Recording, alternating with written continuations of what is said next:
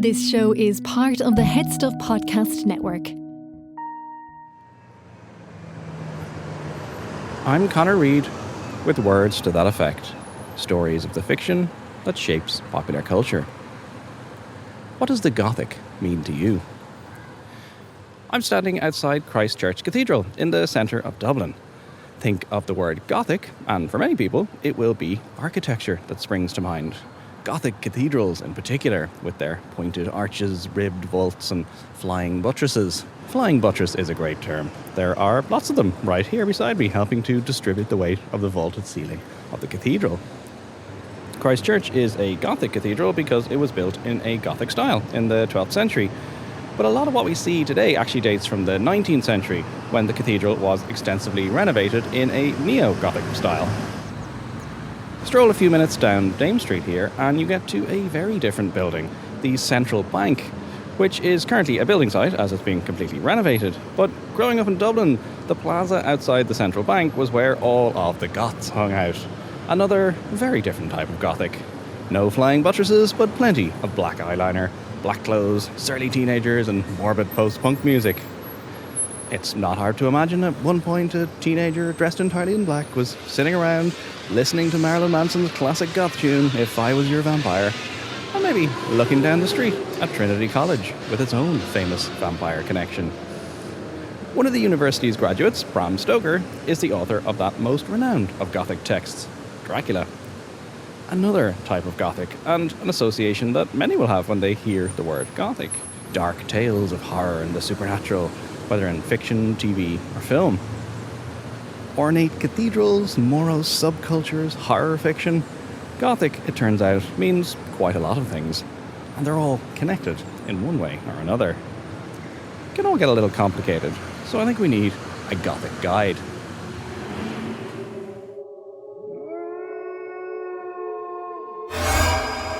I'm Dale Townshend. I'm a Professor of Gothic Literature in the Manchester Centre for Gothic Studies at Manchester Metropolitan University. And I'm interested in all aspects of the Gothic, but my particular field of research is Gothic writing of the 18th and early 19th centuries. So, if you want to understand the history of the Gothic, you've got to go back to the Goths, who you might recall as that tribe of northern Europeans who sacked Rome in the 5th century.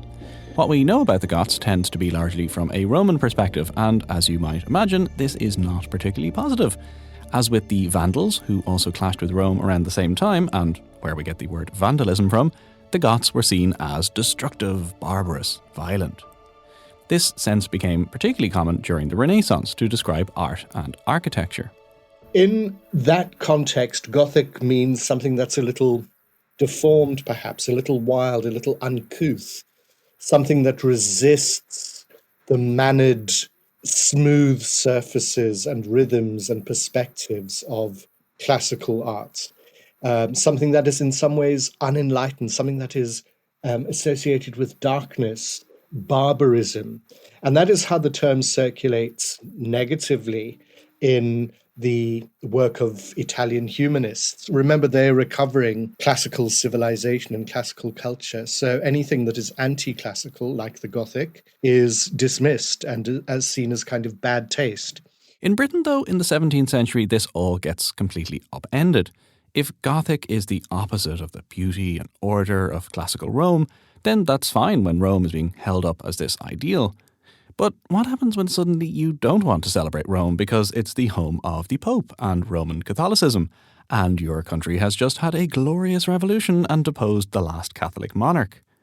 Well then, maybe Gothic suddenly isn't such a bad thing after all. So what happens here is that through several sleights of hand and rhetorical shifts and some convenient misrepresentations and mistranslations, the Anglo-Saxons and the Jutes, the kind of original inhabitants of Britain, or those who came to Britain, are misrepresented as Goths and part of the ancient Gothic tribe. And it's believed that these Goths who came to England established in Anglo-Saxon society early forms of democracy, what we would now call democracy, although in the 18th century the term is kind of freighted with a number of negative meanings. But These Anglo-Saxons were Goths and established some primitive forms of government that have persisted right until this day, so the late 17th century believes. And what we are doing in this glorious revolution, in vanquishing the Stuart line of kings and the autocracy of the Stuart line of kings and the divine right of kings that the Stuarts had invoked, all we are doing is re-establishing ancient Gothic liberties. So we now have another type of Gothic, one connected with politics and an idea that Northern European democracy could be described as Gothic. At this point, we don't really have anything that we might recognise as Gothic today. There are no dark and gloomy castles, no ghosts or supernatural elements, no horror. As we'll see, this will all soon come. But there is one figure who is particularly important here, William Shakespeare, a man tellingly described as our Gothic bard. Elizabeth Montagu calls him our Gothic bard in her essay on the writings and genius of Shakespeare in the late 1760s. So what she means by Shakespeare as our Gothic bard is, well, first of all, he's natively English. Secondly, he doesn't derive from a classical tradition, in keeping with the classical anti-Roman impulses of the word Gothic. But thirdly, his plays are replete with imaginary beings, with ghosts, with fairies, with goblins. And you only have to think of plays like Hamlet or Macbeth or A Midsummer Night's Dream or The Tempest, etc., to see this concern with the supernatural, this concern with the afterlife, with other worlds, with goblins, fairies, imaginary beings. So the term Gothic in the 18th century, although it's not primarily used as a descriptor of a certain brand of literature or a strain of literature, does include intimations of the literary and intimations of the supernatural and horror and terror. So, leading up to and into the 18th century, there are a lot of often wildly contradictory ideas emerging. Gothic is bad, it's destructive and barbarous and uncivilized, it's not Roman in a classical sense. But it's also not Roman in a Catholic sense, so maybe that's good. Maybe we need some barbarism. Maybe all that classical art and architecture is just too European. We need something that is natively English, like the Gothic, with those goths, now don't dwell on this for too long, from Germany. So there's a lot going on here. But luckily for this podcast narrative, there's one figure around whom a lot of this comes together. Horace Walpole. Walpole is a fascinating character. He was the son of what we'd now call the first British Prime Minister, Sir Robert Walpole, and as you might imagine, he was well off, well-travelled and well-educated. Horace Walpole also became an MP, but he's best remembered for his other pursuits in art, architecture and letters. He was a voluminous correspondent with opinions on absolutely everything, and he wrote letters to practically everyone of importance in the 18th century. He was also an art collector and antiquarian, and a writer. He even had his own private printing press. In the history of the Gothic, though, he's remembered for two things: a book and a building. Let's start with the building. He buys a very, very unprepossessing house called Chopstraw Hall in Twickenham, on the banks of the Thames, just outside London, as a summer residence in the late 1740s. And slowly over the next 3 decades starts to coin his own verb, ugly verb, I think, Gothicize it. That is, turn it into a testament to the medieval past, or one particular version of the medieval past. So he's not the first exponent of the Gothic revival in architecture of the 18th century, but he is probably the most prominent. One of the reasons for this is simply because Walpole loved his house, and his house is extraordinarily well documented. He was a man of money. He could commission artists to reproduce, to print, to produce paintings and watercolors and sketches of his house, and there are numerous of these.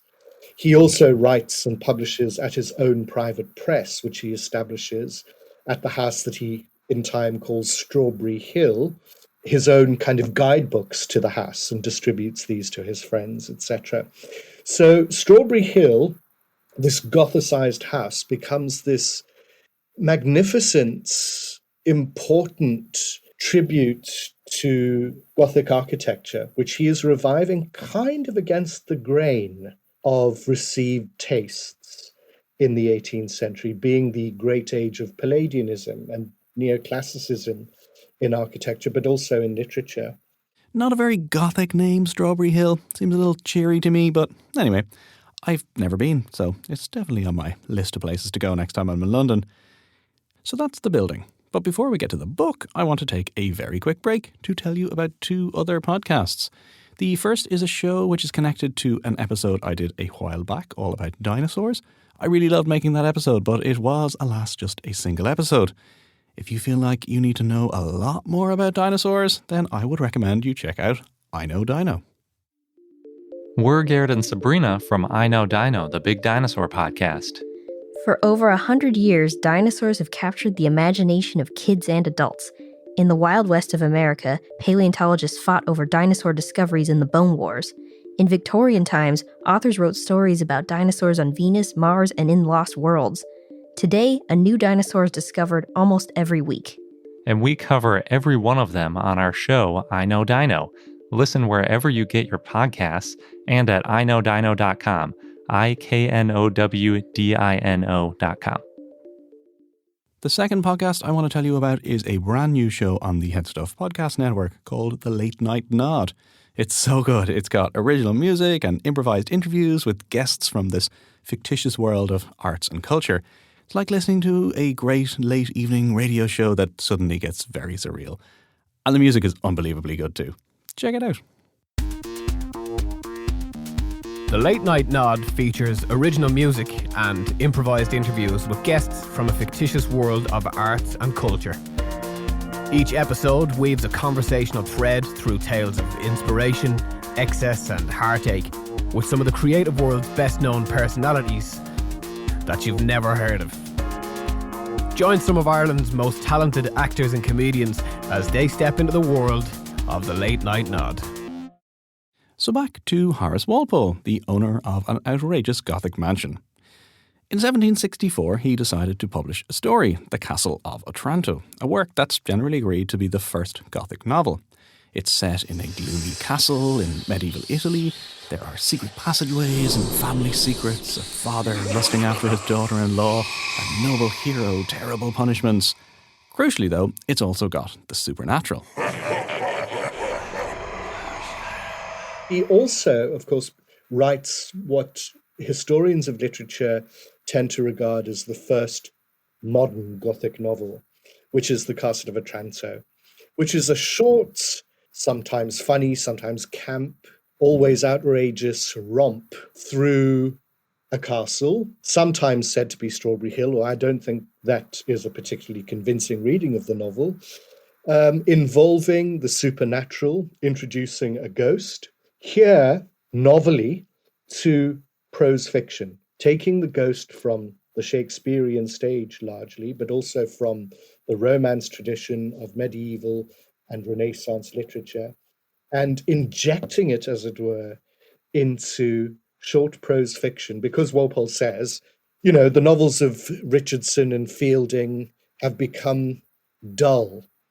They've cramped up the powers of the imagination. We are in the shackles of a terrible realism. And we need to invigorate modern literature, he says, with the imaginative capabilities and capacities of ancient romance. And part of that is introducing the ghost to modern fiction. Interestingly, and initiating another tradition of Gothic fiction, Walpole didn't publish the text under his own name, but as a translation of an Italian text from medieval Italy. So this isn't a modern text, it's not an English text, this is simply a translation of an ancient, discovered document from medieval Italy. The novel was a huge success, and so Walpole decided to publish a second edition the following year. This time, though, he put his name to it, and he wrote a new preface explaining what he had done with the first edition and defending his literary hoax. Most importantly, in a subtitle to the second edition, he calls The Castle of Otranto, for the first time, a Gothic story. Well, I think what is remarkable is to chart the differences in response to the first and the second edition. When readers and critics thought that this was a relic of the ancient medieval past, the ancient Gothic past, although the term Gothic doesn't feature anywhere at all in the first edition, not even architecturally when Walpole is discussing the Castle of Otranto itself. But when people were able to pass this off as an authentic medieval document, the response was appreciative, and they saw it as a kind of relic or a trace of Gothic barbarism. Quite different from our enlightened modern present, but fascinating. Remember, we're in the great epoch of antiquarianism. So as a kind of antiquarian fascination, it inspired great admiration. But when Walpole reveals himself as the author, and by implication the fact that this text has modern origins, the reception changes almost overnight. And the same critics who celebrated the text for the first edition denounce it as some sort of monstrous aberration that has manifested itself in the present moment. How could culture possibly produce this Gothic devilism, one critic says. So the reception changes enormously across the first and the second edition. The reception may have changed, but that's not to say the text wasn't widely read and extremely influential. 30 years later, in the 1790s, there was a flurry of Gothic texts. Anne Radcliffe's The Mysteries of Udolpho, Matthew Lewis's The Monk, and Walpole himself also published another Gothic work he'd written in the 1760s, The Mysterious Mother. These and many other 18th century authors owed a lot to the Castle of Otranto.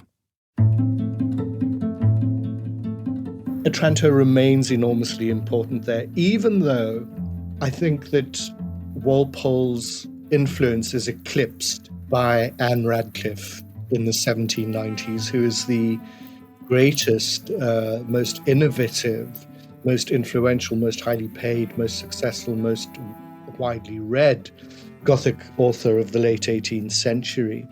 But even in Radcliffe, there's very much a sense of Walpole's legacy living on, and it being a continuation of Walpole's legacy, despite her own innovations in the Gothic form. But another very important trope that Walpole bequeaths to later Gothic writing, and one that is still very much around today, is that indecision between fact and fancy. Is this really a discovered document, an artifact, a relic from the medieval past, or is this a modern confection? You know, you only have to think of modern horror films like the Blair Witch Project, where that tension is still very much in place. Another crucial trope, of course, is the imperiled heroine. And you think of Isabella running through the subterranean dungeons of the Castle of Otranto, being pursued by her lascivious father-in-law, Manfred. And that trope of the imperiled heroine becomes crucial to women's Gothic writing in the 1790s, not only Radcliffe, but a host of other writers. It becomes crucial too to Matthew Gregory Lewis in The Monk, and still very much in place in the 19th century and even today. You think of a film like Panic Room, with the trope of female incarceration, with the trope of anxiety, with women being locked up and abused and threatened. That all goes right the way back to the Castle of Otranto. And then, of course, there's the architecture. I began this episode by talking about a Gothic cathedral, and Gothic literature and architecture have always been very closely connected from Strawberry Hill onwards. Haunted castles and other medieval buildings, ruined abbeys and churches, architecture which inspires terror. Ruins in particular are important, as they were connected to the Reformation, in which Catholic buildings had been destroyed and deliberately left derelict. So architecture shapes and structures Gothic fiction, as in the chapels and bedchambers, secret trapdoors and claustrophobic corridors of the Castle of Otranto. But it also inspires Gothic fiction in a much wider sense. There were debates at the time around what type of architecture was more likely to prompt awe and terror and flights of fancy, the classical buildings of ancient Greece and Rome, or the castles and cathedrals of medieval times. Almost invariably, Gothic writers are of the opinion that Gothic architecture, by which they mean mainly the ruins of medieval buildings, are the most suited to inspiring imaginative creations. And this is why they take their bearings from ruins in the landscape. So, a ruined abbey becomes culturally important in the late 18th century as testimony to England's deliverance from Catholicism, as they see it, through the English Reformation. So what happens in these ruins is Gothic writers project fancies or visions of medieval life into them, peopling them with ghosts, with evil friars, with dreadful imaginings, in order to, I suppose, culturally in the present moment, distance Britain from this benighted Catholic unenlightened past. A benighted Catholic unenlightened past, but one that is still very much attractive because of the frisson of otherness, of horror and terror, one that we can't quite let go of. So that is what happens around abbeys. The same happens around ruined castles, many of which had been ruined and slighted during the English Civil War. So these are, if you like, signs of trauma. These ruins are signs of trauma on the British landscape that become recuperated for aesthetic reappraisal, and in that process become muses to Gothic writers. There is a much, much longer history of the Gothic, from the huge popularity of Gothic tales in the 1790s through to texts like Frankenstein or Edgar Allan Poe's work, mid-century penny dreadfuls to late-century tales like Dracula or Jekyll and Hyde, and on to the many, many Gothic subgenres and offshoots of the 20th and 21st centuries. And don't worry, there are WTTE episodes on lots of these areas, so go have a listen if you haven't already. Gothic has remained a central and crucial part of our culture for several centuries now. One of the well-rehearsed, perhaps over-rehearsed cliches of Gothic scholarship is that Gothic always arises in moments of cultural crisis, be it the French Revolution, be it the fin de siècle of the late 19th century, be it anxieties around war and climate collapse and immigration in our own cultures. And Gothic always helps to kind of punctuate, work through, embody the anxieties of any particular culture at any particular time. That anxiety model is severely limited, I think, because Gothic is a lot more than just an articulation of cultural anxieties. But nonetheless, there is something to say about that way of understanding the Gothic. So there's always the sense in which Gothic is a kind of dark mirror to what is happening in any particular historical presence at any particular moment in time. And I think for that reason, it is in the Gothic that we uncomfortably recognize ourselves.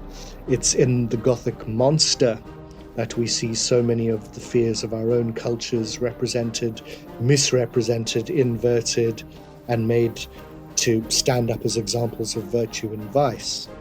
So Gothic is enormously important, even though it's not written in a mimetic representational mode, even though it draws on fantasy and romance. It is one in which we can catch glimpses of the so-called real all the time, and that's one of the fascinating paradoxes of Gothic fiction and film from the 18th century right through to the present day. Sometimes when it feels like it did to Walpole all those years ago, that we're in the shackles of a terrible realism, the Gothic can be truly liberating.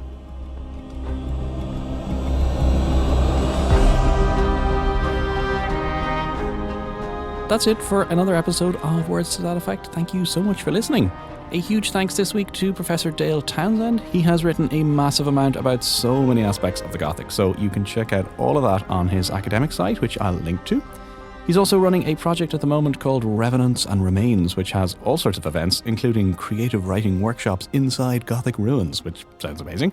I've put a link to that as well on the WTTE website, so all of that is at WTTEpodcast.com. You'll find full transcripts, images, links, and lots more on the website too, as well as all of the various places you can follow the show on social media.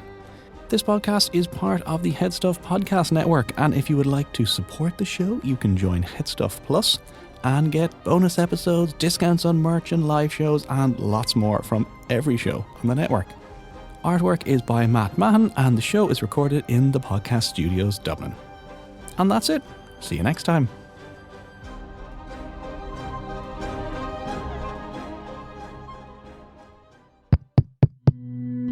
This show is part of the Headstuff Podcast Network, a hub for the creative and the curious. Shows are produced in association with Headstuff and the Podcast Studios Dublin. Find out more or become a member at headstuffpodcasts.com.